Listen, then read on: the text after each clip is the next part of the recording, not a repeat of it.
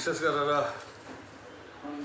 आज मैले दार्जिलिङ पहाडको आम नागरिक तराई र डुवर्सको आम नागरिक अनि सम्पूर्ण भारतवर्षभरि छरेर बसेको गोर्खाहरूको तर्फबाट भारतका माननीय गृहमन्त्री श्री अमित शाहजीलाई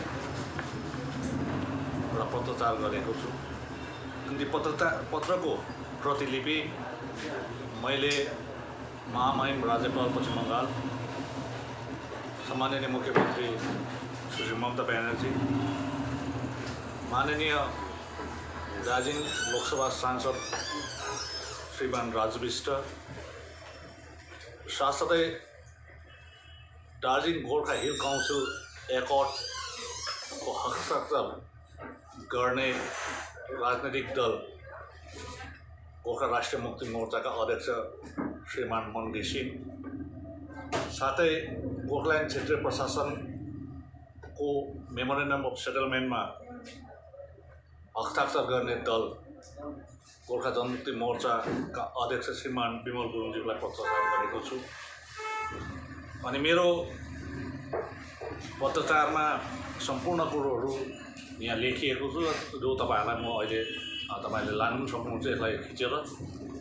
र त्यहीमध्ये चाहिँ डिजिएससी जो 1988 मा एक्जिस्टेन्समा आइसकेपछि त्यो पछाडि रिभ्यू मिटिङ, ट्रापाटाइट मिटिङ त होइन, ट्रापाटाइट रिभ्यू मिटिङ चाहिँ एकैपल्ट मात्र हो 2001 सालको।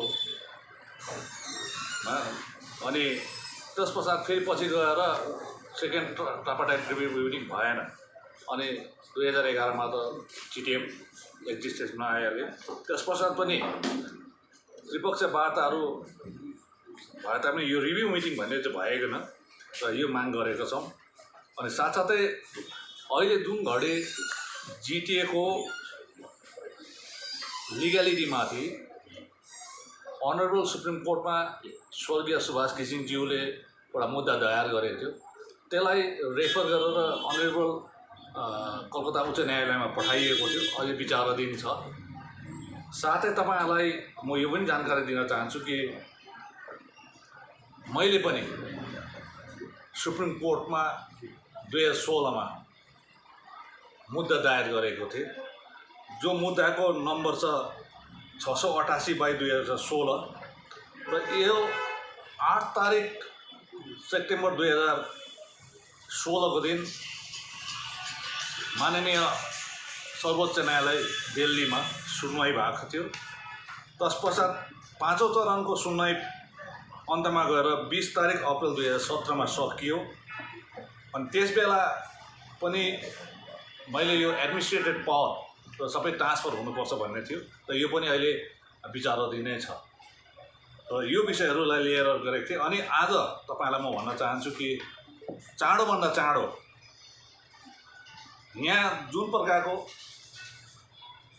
अराजनैतिक स्थिति सृष्टि भएको छ, असंवैधानिक स्थिति सृष्टि भएको छ, अनि अदालती जुडिसियल म्याटर्सको पनि कुरा छ, साथसाथै संसदीय मामलाको पनि कुरा भएकोले गर्दाखेरि यी सबै कुराहरूलाई लिएर चाहिँ चाँडोभन्दा चाँडो सम्पूर्ण स्टेक होल्डर्स जो सिग्नेटरी पार्टी छन्, आज इलेक्टेड बडिज पनि जिटिएमा छ, साथसाथै अन्य यहाँ पनि राजनैतिक दलहरू छन्, उहाँहरूलाई राज्य सरकार र केन्द्र सरकारले चाँडोभन्दा चाँडो त्रिपक्षीय समीक्षा सभा न्यू दिल्लीमा आयोजन गर्नुपर्छ भनेर मैले चाहिँ चिठी लेखेको छु। अनि अर्को कुरो चाहिँ हो, तपाईहरुलाई अलिकति म पञ्चायतको पनि सुनाउन चाहन्छु कि सो के हो भन्दाखेरि चाहिँ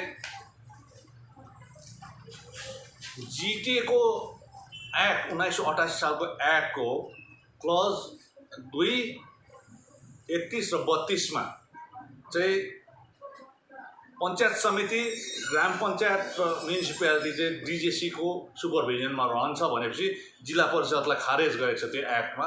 र जिल्ला परिषदको जग्गामा दार्जिलिङ गोर्खा हिल काउन्सिल राखिएको त्यसले बताउँछ। तर 2011 को जिटिएको एक्टमा तपाईँ जानुभयो भने त्यो क्लजको 9, 34, 35 र 36 तपाईले हेर्नुभयो भने त्यहाँ चाहिँ जिल्ला परिषदको माथि जिटिए राखिएको छ।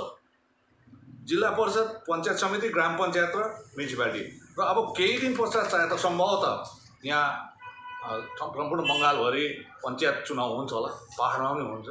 तर जुन 2 स्तरीय पञ्चायत यदि भयो भने 2011 को GTA को एक्टको उल्लङ्घन हो, त्यो भाइलेसन अफ GTA एक्ट 2011।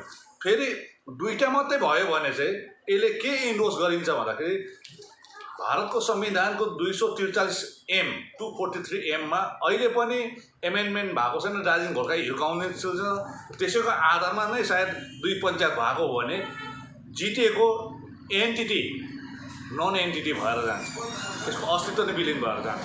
र यी कुराहरू र सम्पूर्ण राजनैतिक, संवैधानिक, संसदीय अनि जुन जुडिसियल म्याटर्सहरूमा बातचित गर्नको निम्ति चाँडोभन्दा चाँडो भारत सरकारले त्रिपक्षीय समीक्षा सभा, जसलाई अङ्ग्रेजीमा ट्राइपार्टाइट रिभ्यू मिटिङ कल गरेको हुनुपर्छ भन्ने म चाहन्छु। र तपाईँहरूलाई यो जुन मैले लेखेको पत्रचार तपाईँहरूको माध्यमद्वारा म जनसाधारणको जानकारीको निम्ति म प्रेषित गर्न चाहन्छु। र जुन प्रकारको जुन विशेष आएर पञ्चायत चुनावको कुरा आउँदैछ है, यो जुन 2 स्तरीय हुँदैछ भनेपछि तपाईँको डिमान्ड चाहिँ के हो?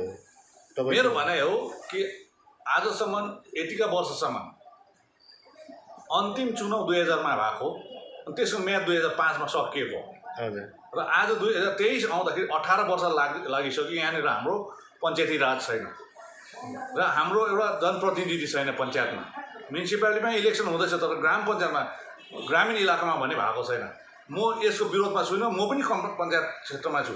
तर जुन GTA को एक्टले, कानुनले त्यहाँनिर 3 टायर पञ्चायत सिस्टम लेखिसकेपछि म चाहन्छु मेरो पक्षबाट, किन म पनि अहिले इलेक्टेड मेम्बर हो, एउटा जनप्रतिनिधि भएकोले गर्दाखेरि चाहिँ म चाहन्छु कि पहाडमा पनि त्रिस्तरीय पञ्चायत चुनाव भएको हुनुपर्छ। अनि आज कन्स्टिट्युसनमा 243M मा पनि एमेन्डमेन्ट भएको हुनुपर्छ। यो मेरो पञ्चायत चुनाव चाहिँ जस्तै अहिलेको जुन दार्जिलिङमा GTA जुन प्रशासन छ त्यसले चाहिँ गर्नु सक्दैन भन्नु चाहेको मतलब तपाईँले, अथवा कि कुनै अझै अर्कै उयसले प्रशासनले गर्नुपर्छ भन्ने कि होइन? के भन्नु चाहे? पञ्चायत चुनाव भनेको चाहिँ के हो भन्दा यो स्टेट इलेक्सन कमिसनले गराउने कुरो हो। हजुर। यो GTA चुनाव जस्तो होम एन्ड हिल एफेसले गर्ने, हिल्स एन्ड होम एफेसले गर्ने, होम एन्ड हिल एफेसले गर्ने कुरा होइन। यो बकाइदा यो संवैधानिक व्यवस्था हो। र यो संवैधानिक व्यवस्थालाई इलेक्सन कमिसन अफ इन्डिया स्टेटले गर्छ।